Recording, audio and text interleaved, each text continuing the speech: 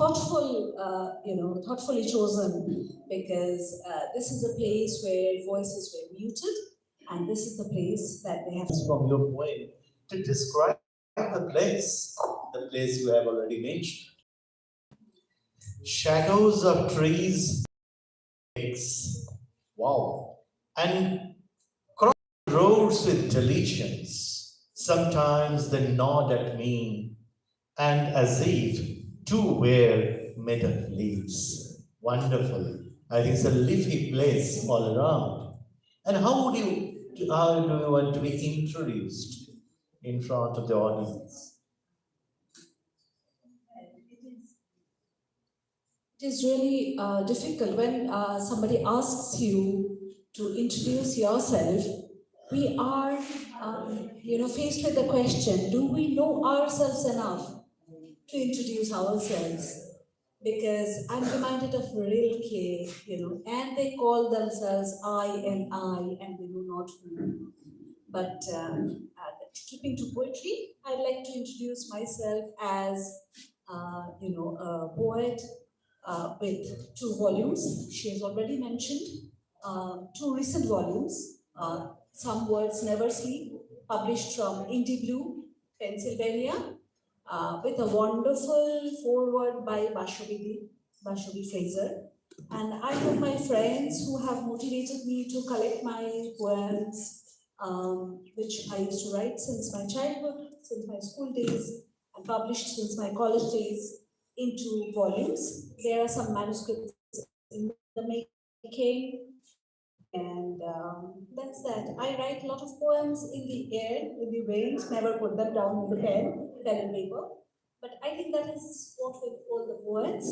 We think in terms of poetry, we think in poetic lines, in symbols and images, and sometimes we put them in pen and paper. By the way, she comes from Shiliguri, and wonderful to have an interaction between Kolkata and Shiliguri, north of Bengal and the heart of actually city, metro city. That is a wonderful, wonderful way. So how do you look at Calcutta overall, or Kolkata? Kolkata, okay. My native place was Noihati. Yeah. I have been to Noihati many times, especially during celebrations, Durga Puja. We have Shama Sundari Mandir there, Kali Mandir there. Our own temple, family temple stands there. And Kolkata, I have been in Kolkata. I studied HS from Ashokal, and then I was in St. Xavier's for some time, quite recently. So Kolkata also, speaks to me. Its landscape speaks to me, makes my poetic psyche. But I'm more indebted to the place I stay in, that is Shiliguri, where I have been during my college days, I've been during my university days, and I'm settled now.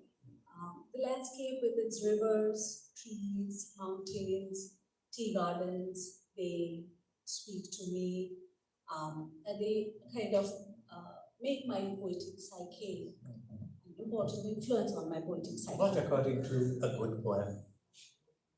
According to a good poem? Okay, that's a very interesting question, because I think it is most important to develop an authentic voice.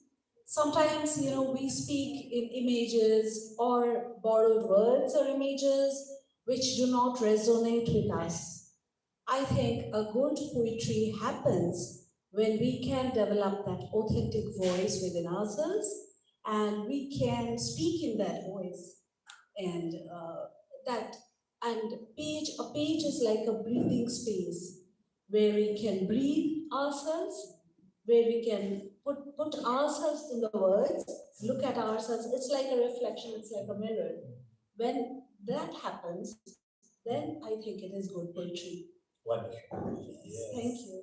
And I would like to know you, like, what do you, how does, Kolkata, you were talking of Kolkata, how do you think this cityscape helps you or has influenced you in your poems?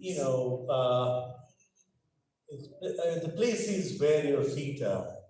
We move on as you moved on in different places.